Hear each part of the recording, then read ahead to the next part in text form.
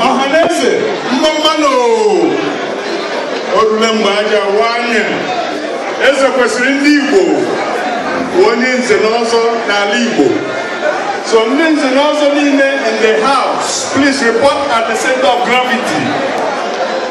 Honorable MC, biko nye anyị egwu ndị nze na ọzọ USA gburugburu. Ije.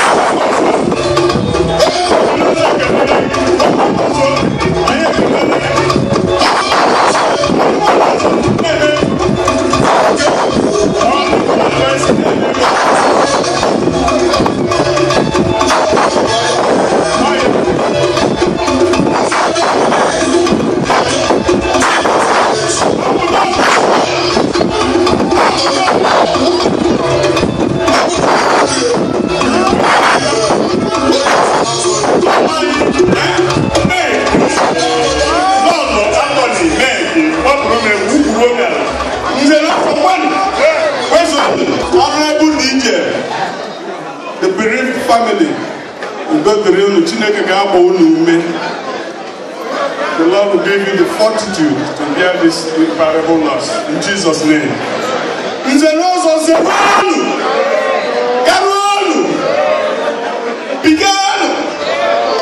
Because I happen ever, I got but I went indoors and I know what we're going to be here.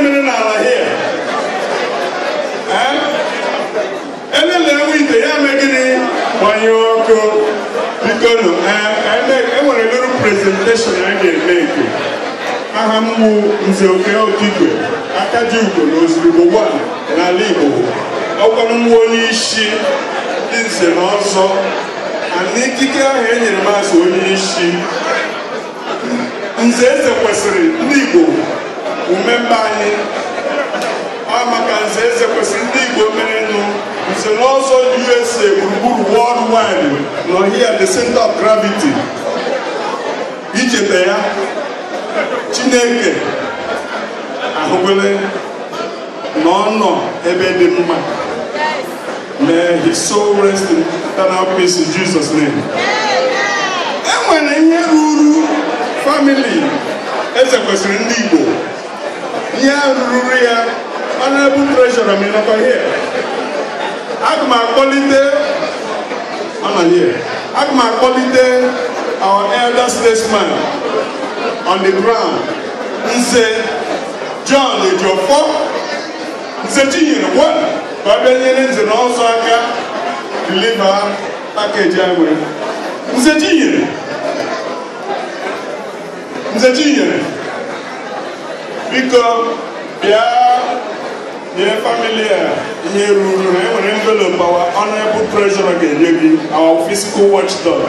There was people there were no. This is another who there were no.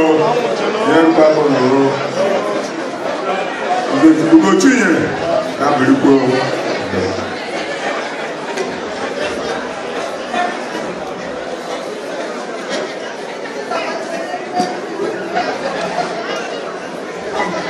Because I don't care. And this is also Guru as a president. Who the full flag member or Adriana Balena.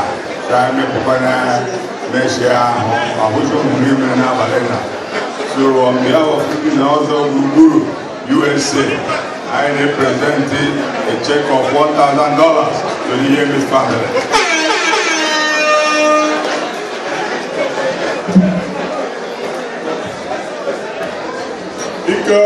Kina nye bunde zonasa ka were gachi n'ọnọdụ anyị biko